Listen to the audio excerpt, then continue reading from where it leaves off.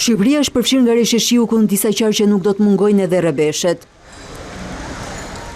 Sipas sinoptikanëve, kryeqyteti Shkodra dhe Lezhë do të kenë më shumë reshje shiu dhe përmbytje lokale. Her pas here pritet të kemi edhe reshje në formën e rrebesheve të fokusuara kryesisht në qarqet e Shkodrës, Lezhës, pjesërisht edhe kryeqyteti pritet të ketë prezente rrebeshet e shiut në pjesën e dytë të javës do të jenë disim më të dukshme, duke bërë që her pas here të kemi dhe problematika të përkohshme për sa i përket vërshimeve të ujit. Përpasoj nuk do të mungojnë edhe temperaturat e ulta.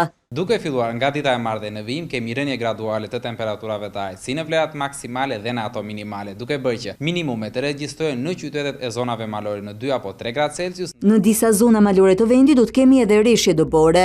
Do të jenë të pakta kryesisht në zonat veri lindore dhe në juglindje në skaje e zonave malore mbi 1000 metra nga niveli i detit. Her pas here problem do të jetë edhe era duke krijuar dallgëzim në det të hapur. Sipas sinoptikanëve, kjo situatë moti i paqëndrueshëm me reshje shiu dhe dëbore pritet të na shoqërojë deri në fund të muajit mars.